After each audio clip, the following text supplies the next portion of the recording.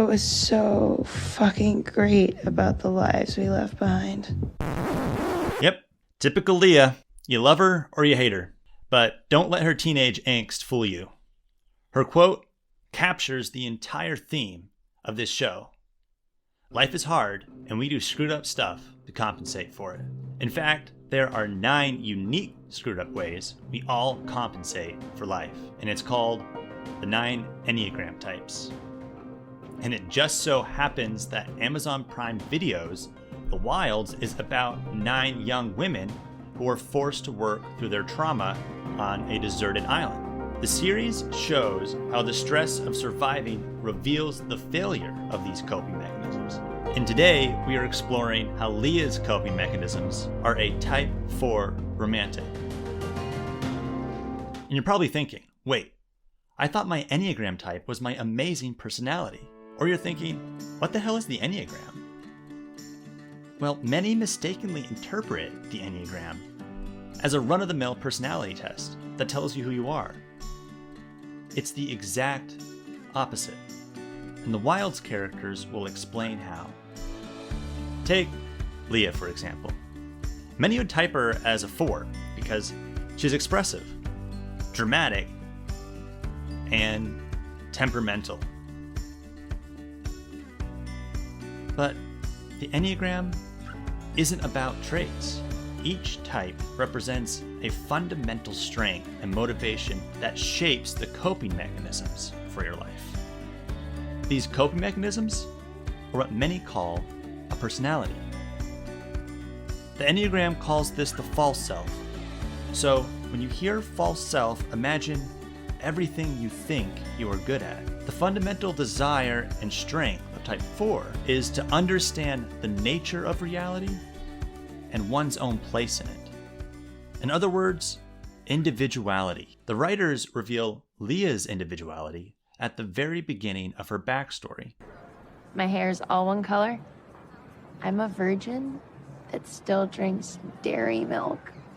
Shit, I really am boring. Actually, by being the most normcore person here, you've low-key turned the tables. You've become the freakiest freak of all. It's no accident that she is the only normal person in her class. 4s are instinctively skeptical of the crowd and are very hesitant to adopt trends. The writers reveal her motivation to understand reality and her ability to perceive the deeper meaning of a passage in Jeff's book. A 12-page description of the wallpaper in a waiting room. Yeah, but I think the waiting room was like a metaphor, though, for how stuck she felt. These 2 fundamental motivations make 4s the most imaginative type. Leah was able to use her imagination to draw connections in Jeff's book that Ian wasn't able to see. Since they are naturally good at it, 4s will use their imagination and creativity to express their individuality and make themselves attractive. But as you will see, it is also a source of toxicity. Because of the 4's yearning to understand their place in this world, they can easily lose themselves in a relationship. And Leah's relationship with Jeff is a prime example. There are 2 fundamental things that attract Leah's false self to this relationship. She thinks that Jeff understands her, and he affirms her uniqueness. And Jeff, the scumbag creep that he is, This is fun. We should do this again sometime. takes advantage of this.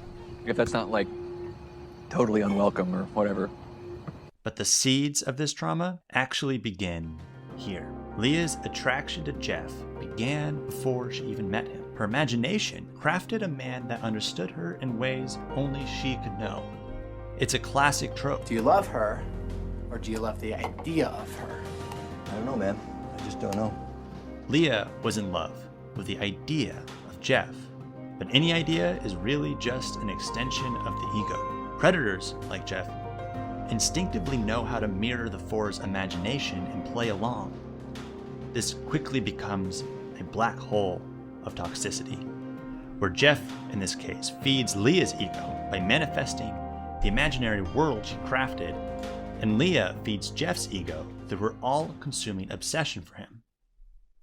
Sometimes you collide with a person and you get this feeling that they might become important to you.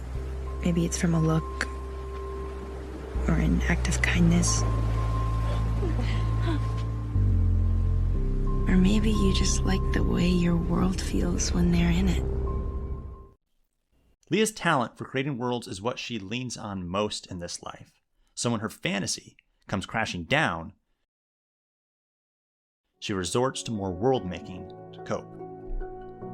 She needs her understanding of reality to be validated, even if her suspicions are the worst-case scenario. Based on context clues, I'm pretty sure not here to extend an olive branch. I know it was you.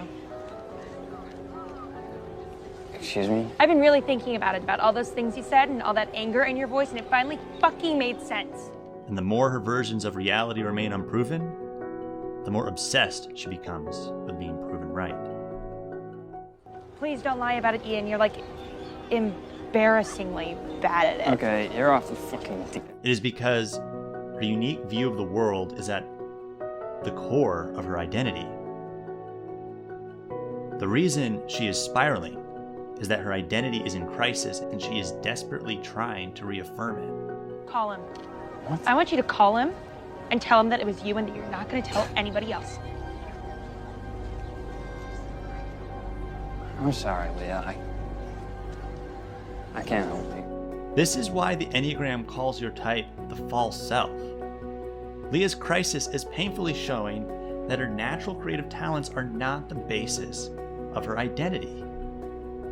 And the more attached she is to this identity, the more painful the crisis is. So if you're like me, you're probably wondering, if I'm not what I'm good at, who am I? Well, the Enneagram pulls from all the major religions and forms of spirituality to say that your identity is hidden in the love and affirmation of something bigger than yourself. Remember who you are. You are my son and the one true king. This bigger identity absorbs the good and the bad. I use the example of Simba because his identity was not earned and it could not be taken away. Despite all his failures, he remained the son of Mufasa. And most importantly, this identity gave him a purpose, and that is to be king. But what's interesting is that Simba doesn't actually become king until he forgives himself and believes in this identity. I know what I have to do, but going back means I'll have to face my past. I've been running from it for so long. Ow! Jeez, what was that for? It doesn't matter. It's in the past. Yeah, but it still hurts. Oh, yes, the past can hurt. But the way I see it, you can either run from it or learn from it. Ah! You see? And like Simba, Leah is ashamed of her past. But the power of the Enneagram is its ability to reveal the things we don't want to see. The past we are trying to avoid in a relationship that failed our expectations. It's all a part of the false self. Leah needs to see that her imagination failed her and forgive herself for it. The takeaway in all of this is loving your personality is not loving yourself. Loving yourself is believing that your beauty and strength is a gift. No debt collectors are coming for it. No person can steal it. It's something that the gift giver gives with no conditions, no questions. All 9 characters in the wilds have a false self they need to forgive. And like Simba, they are all in the wilderness, literally and spiritually.